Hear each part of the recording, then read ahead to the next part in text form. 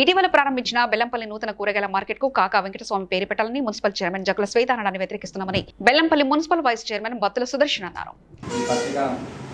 Media సమావేశం ఏర్పాటు చేయడం జరిగింది. మాకు చాలా బాధ కలిగించిన విషయం ఏంటంటే మొన్నటికి మొన్న కూరగాయల మార్కెట్ ఇనాగ్రేషన్ రోజున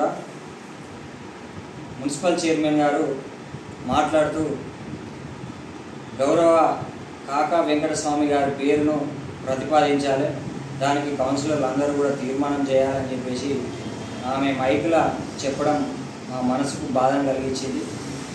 మున్సిపల్ చైర్మన్ గారు బీఆర్ఎస్ భిక్షతోటి కేసీఆర్ గారు అబ్స్ట్రాక్ట్ చూపించాల్సిందిగా మేము బీఆర్ఎస్ పార్టీ తరఫున కోరుతా ఉన్నాం. అంతేకాదు గత ప్రభుత్వంలో బీఆర్ఎస్ ప్రభుత్వంలో కేసీఆర్ గారి ఆలోచనలతోటి స్థానిక అప్పుడున్నటువంటి శాసనసభ్యుల ప్రోత్సాహంతో ఇక్కడ గవర్నమెంట్ హాస్పిటల్ కట్టడం జరిగింది 17 కోట్లతో. కనీసము దాని 100 పడకల. Please like and share, subscribe to BCN Telugu News.